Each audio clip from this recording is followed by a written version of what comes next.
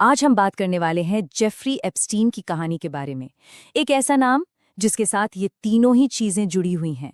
Epstein की कहानी का सबसे कह सकते हैं चौंकाने वाला हिस्सा उसकी डबल लाइफ थी। देखिए, दुनिया की नज़रों में तो वो एक बहुत बड़ा फाइनेंसर था, बड़े बड़े पावरफुल लोगों का दोस्त था। लेकिन पर्दे के पीछे की सच्चाई वो बिल्कुल अलग थी। एक भयानक सच्चाई कि वो एक क्रिमिनल मास्टरमाइंड और एक सेक्सुअल प्रेडेटर था। तो सवाल यही उठता है ना, कि कोई इतनी पावर, इतना पैसा कैसे बना लेता है? आखिर कैसे एप्स्टीन ने दौलत और कनेक्शंस का इतना बड़ा एम्पायर खड़ा कर दिया? चलिए समझते हैं। देखिए, एप्स्टीन का जो सफर था ना, वो काफी हटके था। 1953 में न्यूयॉर्क में पैदा हुआ और सोचिए, बिना किसी कॉलेज डिग्री के फाइनेंस की दुनिया में एंट्री ले ली। ये वो फील्ड है जहां आमतौर पर टॉप लेवल की एजुकेशन को जरूरी माना जाता है। और फिर भी 1990s आते आते वो अपनी खुद की फर्म चला रहा था। और उसके क्लाइंट्स कौन थे? सिर्फ और सिर्फ अल्ट्रा रिच लोग। और जब हम अमीर कह रहे हैं तो इसका मतलब कोई छोटा मोटा अमीर नहीं, बल्कि यकीन ना हो उतना अमीर। उसकी दौलत का अंदाजा आप इसी बात से लगा सकते हैं कि उसके पास प्राइवेट जेट्स थे, दुनिया भर में आलीशान घर थे और तो और कैरेबियन में एक पूरा का पूरा प्राइवेट आइलैंड था। लेकिन ये कहानी सिर्फ पैसे की नहीं थी, ये थी असर की, मतलब इन्फ्लुएंस की। उसका नेटवर्क इतने बड़े बड़े पॉलिटिशियंस तक फैला हुआ था कि उसकी पहुंच सत्ता के सबसे ऊंचे गलियारों तक थी। और ये लिस्ट यहीं खत्म नहीं होती। बिजनेस की दुनिया के जो बड़े बड़े टाइकून है ना, वो भी उसके सर्कल में थे। और तो और कई जाने मानी हस्तियां, फेमस पर्सनैलिटीज भी उसके नेटवर्क का हिस्सा थीं। इन सब ने मिलकर उसे एक ऐसा एलीट इनसाइडर बना दिया था जिसे हर पावरफुल इंसान जानता था। लेकिन इस पूरी चमक दमक और पावर के पीछे एक बहुत ही घिनौना खेल चल रहा था, एक आपराधिक खेल। तो अब कहानी का रुख उस भयानक सच्चाई की तरफ मोड़ते हैं। आगे बढ़ने से पहले ये समझना जरूरी है कि उसका मेन क्राइम था क्या। वो था सेक्स ट्रैफिकिंग।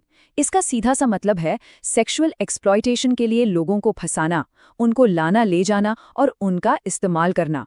और एप्स्टीन के केस में ज्यादातर शिकार नाबालिग थे। उसका जो तरीका था वो बड़ा सिस्टमैटिक और डरावना था। स्टेप 1, यंग लड़कियों को पैसों का लालच देना। स्टेप 2, मसाज के बहाने उन्हें अपने जाल में फंसाना, जहां फिर उनका सेक्सुअल अब्यूज होता था। और सबसे भयानक बात तो ये थी कि कुछ विक्टिम्स को ही और लड़कियों को लाने के लिए मजबूर किया जाता था, मतलब उन्हें भी इस नेटवर्क का हिस्सा बना लिया जाता था। और जो सबसे डिस्टर्बिंग बात है वो ये कि उसके शिकार बहुत ही कम उम्र के होते थे, अक्सर 14 से 17 साल की लड़कियां। इससे पता चलता है कि उसके अपराध कितने प्रेडिटरी नेचर के थे। अब जब ये सारे क्राइम्स सामने आए तो बहुत से लोगों को लगा कि जस्टिस सिस्टम ने उन्हें धोखा दिया। तो चलिए देखते हैं कि कैसे पावर और इन्फ्लुएंस ने कानून को ही मोड़ दिया। साल 2008 में एप्स्टीन को पहली बार फ्लोरिडा में उसके अपराधों के लिए गिरफ्तार किया गया। लगा कि चलो अब तो इसे सजा मिलेगी। लेकिन उसे सजा क्या मिली, यकीन करना मुश्किल है। इतने गंभीर अपराधों के लिए सिर्फ 13 महीने। ये सब हुआ एक बहुत ही कंट्रोवर्शियल प्ली डील की वजह से, मतलब एक तरह का समझौता। इस डील में उसे न सिर्फ हल्की सजा मिली बल्कि वर्क रिलीज का प्रिविलेज भी मिला। इसका मतलब वो दिन में जेल से बाहर जाके काम कर सकता था। इस डील की बहुत आलोचना हुई और सबसे खराब बात ये थी कि विक्टिम से तो ठीक से पूछा तक नहीं गया, उन्हें पूरी तरह से अंधेरे में रखा गया था।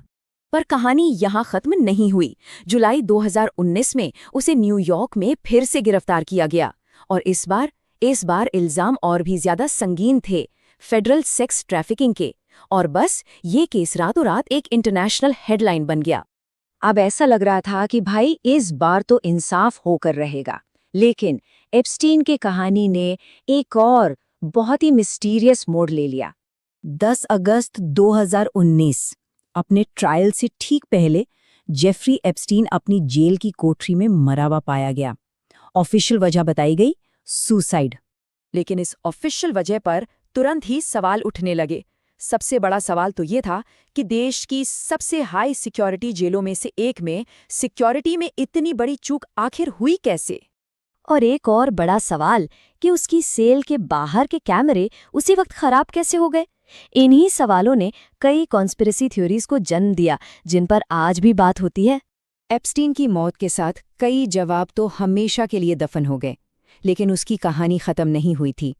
अब सारा फोकस शिफ्ट हो गया उसके साथियों पर, और सबसे ज़रूरी उन विक्टिम्स पर जिन्होंने हिम्मत करके अपनी आवाज़ उठाई।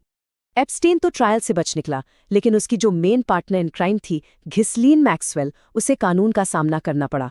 2021 में उसे सेक्स ट्रैफिकिंग में उसके रोल के लिए दोषी पाया गया और 20 साल जेल की सज़ा दी गई। तो इस पूरी कहानी में जो सबसे अहम बात है वो है विक्टिम्स की हिम्मत। उन्हें पावर के दम पर चुप कराने की हर मुमकिन कोशिश हुई, लेकिन कहते हैं ना, सच्चाई आखिर अपनी आवाज ढूंढ ही लेती है। उन्हीं की गवाही थी जिसने इस पूरे नेटवर्क का पर्दाफाश किया और पूरी दुनिया को हिलाकर रख दिया।